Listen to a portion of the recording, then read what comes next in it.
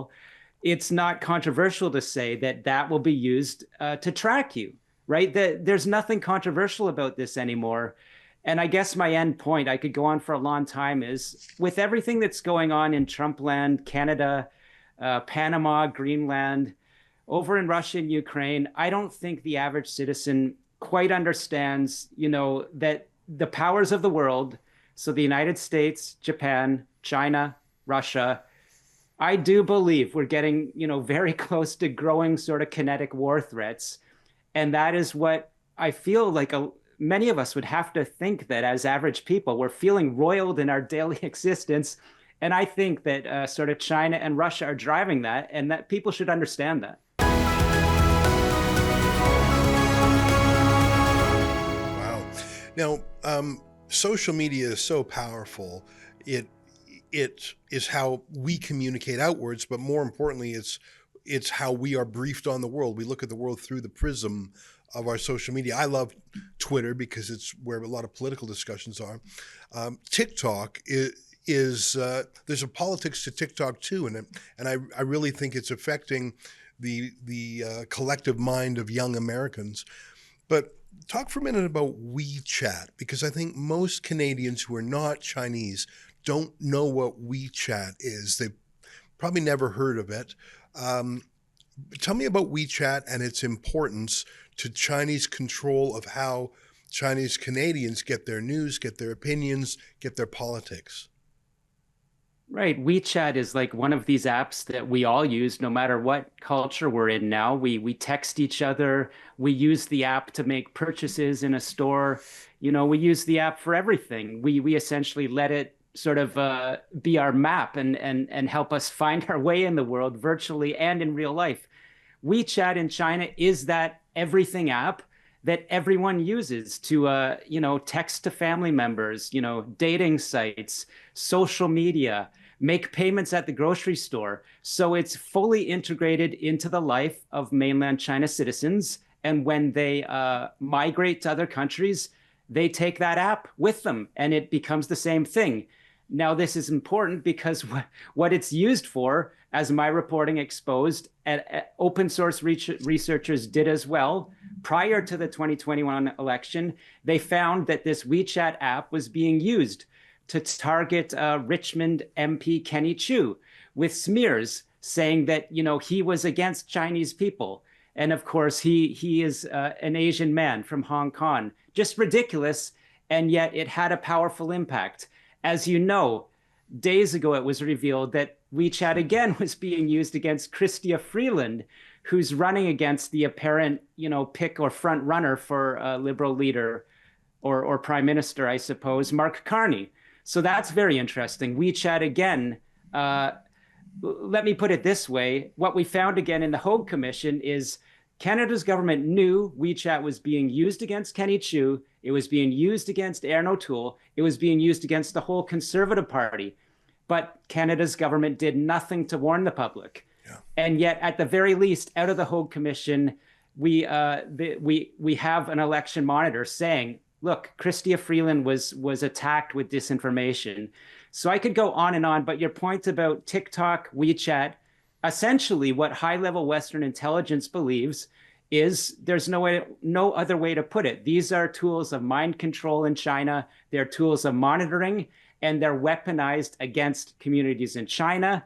And by extension, as I say, the diasporas in North America, WeChat, TikTok, they're used against people as a Chinese state tool.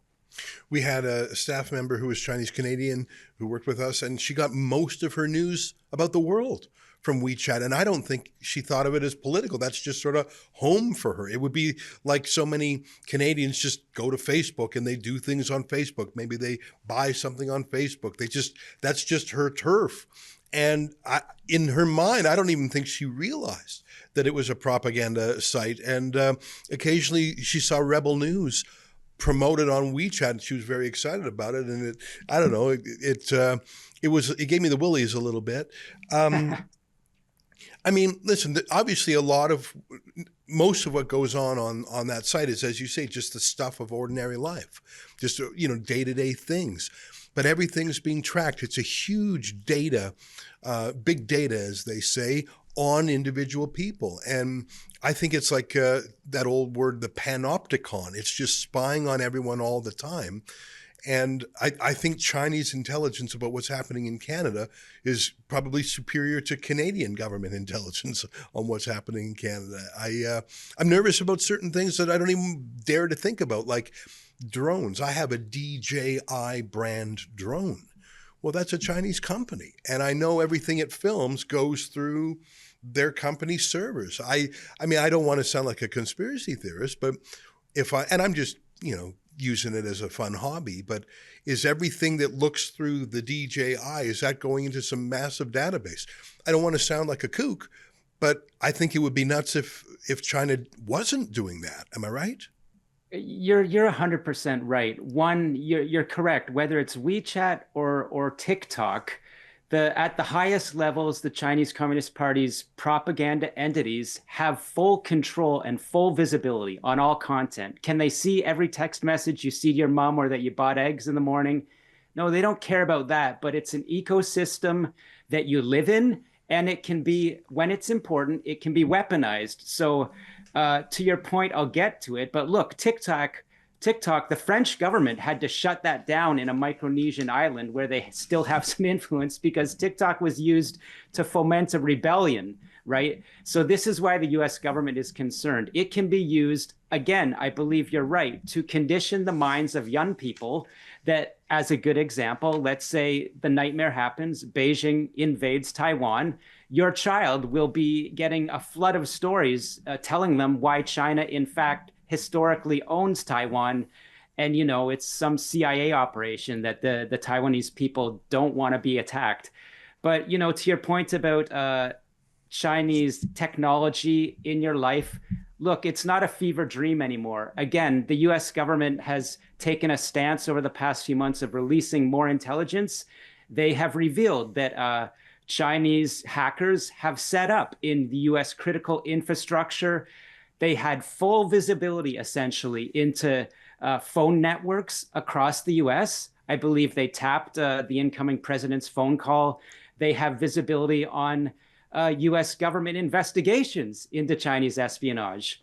We learned that they are believed to have control in US ports if, again, something like a war or an attack on Taiwan occurs.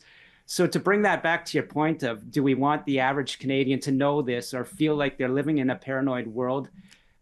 We're at the point where if you buy a Chinese vehicle, it's not controversial to say that will be used to track you, right? There's nothing controversial about this anymore.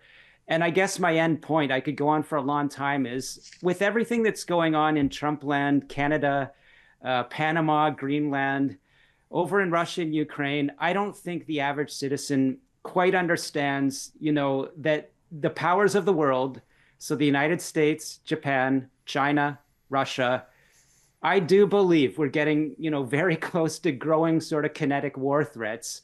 And that is what I feel like many of us would have to think, that as average people, we're feeling roiled in our daily existence. And I think that sort of China and Russia are driving that, and that people should understand that. Wow. And I mean, that's sort of eating the fruit from the tree of knowledge. Do you wish you were blissfully ignorant, or do you want to embrace the world with its chaos and its risk? It can be exhausting, and maybe that's part of it, to demoralize us. We're talking with Sam Cooper. He's the boss behind thebureau.news, an independent investigative journalist. Oh, hi, it's Ezra Levant here in Toronto with an important message because we need your help. Independent journalism in Canada is under attack. Government censors, big tech deplatformers, and the dying legacy media are all working together to maintain exclusive control on the information you receive. They don't want you to hear other voices like ours, and they really don't want you to be informed and to think for yourself. That's why the work we do here at Rebel News is so important. Our on-the-ground reporting, independent news shows, and special content you won't find anywhere else. It's all designed to give you trustworthy information and alternative viewpoints so you can decide for yourself. We don't get government money, and we are not owned by some big global conglomerate. We're funded by people just like you, so please support independent journalism and help us continue our work by subscribing and becoming a Rebel News Plus member today, right here on the page. Go to rebelnewsplus.com.